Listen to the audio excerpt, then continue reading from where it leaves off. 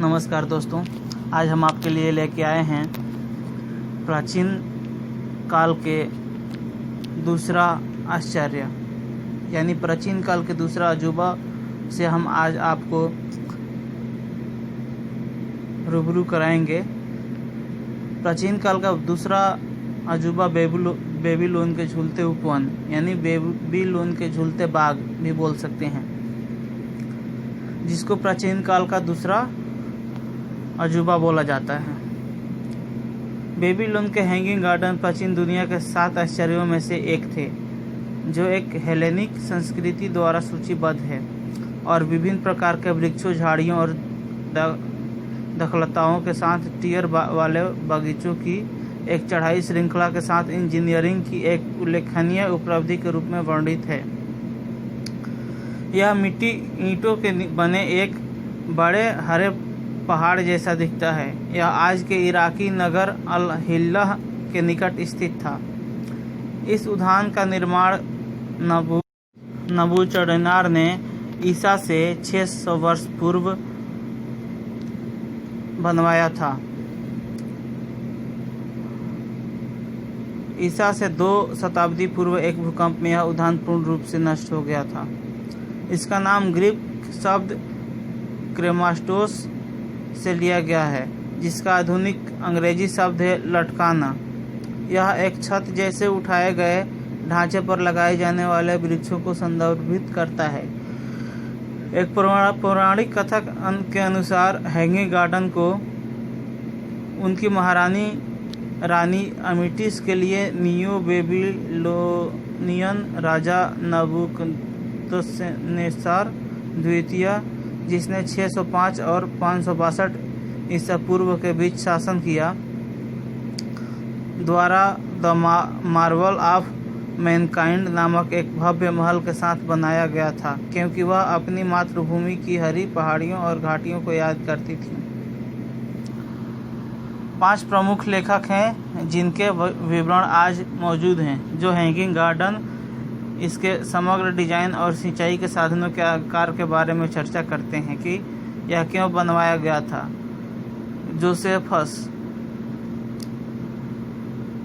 ने मार्डुक के बेबीलोनियन पुजारी बेरासस के बारे में बगीचों का विवरण लिखा, जिसका लेखन लगभग 2 से 90 ईसा पूर्व बागों का सबसे पुराना उल्लेख है।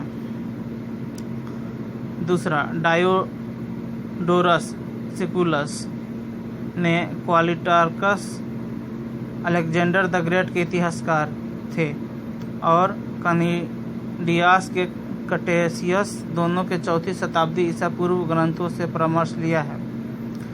डायोडोरस एक सीरियाई राजा के निर्माण को बताता है। उनके अनुसार बगीचा एक वर्ग के आकार में था, प्रत्येक पक्ष के साथ लगभग 4 प्लेथोरा लंबा। बगीचे को टियर किया गया था। ऊपर की गैलरी 50 हाथ ऊंची थी। दीवारें 22 फीट मोटी ईंट से बने थे। क्विंटस क्यूरियस रूफस फ्लो 1 शताब्दी शायद डायोडोरस के समान स्रोतों पर पहुंचा। उनके अनुसार बगीचे एक गढ़ के शीर्ष पर स्थित थे, जो परिधि में 20 स्टेडियम के बराबर था। वह बागानों के निर्माण को सीरियाई राजा के लिए जिम्मेदार ठहराता है, इस कारण से कि उसकी रानी अपनी मातृभूमि को याद कर रही थी। 64 ईसा पूर्व से 21वीं ईस्वी ने अपना बयान संभवतः 4वीं शताब्दी ईसा पूर्व से ओनेसिट्रिटस के खोए गए खाते पर अपना विवरण आधारित किया गया था। उनके अनुसार बगीचे को यूफ्रेटस नदी के बागों की ओर अग्रसर आर्किमिडीज के पेंच के माध्यम से पानी से उगाया गया था। फलों के अनुसार यह निर्माण गहरी मिट्टी के विशाल क्षेत्रों के निर्माण की इंजीनियरिंग और सरलता के कारण था। ऐतिहासिक अस्तित्व समकालीन बेबीलोनियन स्रोतों में दस्तावेजीकरण की कमी के कारण यह स्पष्ट नहीं है कि हैंगिंग गार्डन वास्तव में निर्माण या काव्य निर्माण थे। नबूकदनेस्सर की पत्नी अमाइटिस का भी कोई उल्लेख नहीं है। कई रिकॉर्ड नबूकदनेस्सर के कामों में मौजूद हैं, फिर भी उनके लंबे और पूर्ण शिलालेखों में से किसी भी बगीचे का उल्लेख नहीं है। हेरोडोटस, जिसने अपने इतिहास में बाबुल का वर्णन किया था, उसने भी हैंगिंग गार्डन का जिक्र नहीं किया। हालांकि बागानों को तब भी अस्तित्व में कहा गया था जब बाद में लेखकों ने उनके बारे में वर्णन किया था, और इसमें से कुछ खातों को बाबुल का दौरा करने वाले लोगों से प्राप्त माना जाता है।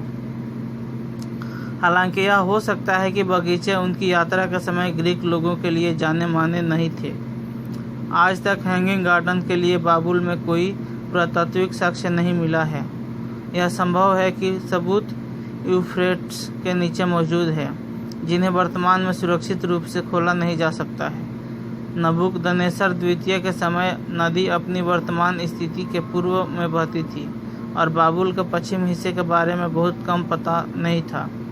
कुछ पता नहीं था।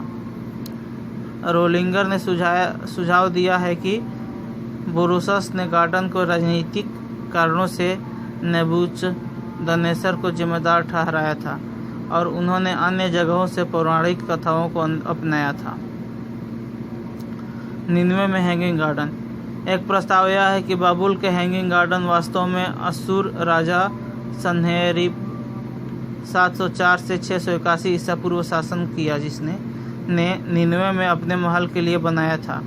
स्टेफनी डाली का मानना है कि मध्यवर्ती शताब्दियों के दौरान दोनों साइट उलझन में आई और सन्हेरीब के महल के विस्तृत बगीचे को नबूकदनेस्सर द्वितीय के बाबुल के लिए जिम्मेदार ठहराया गया।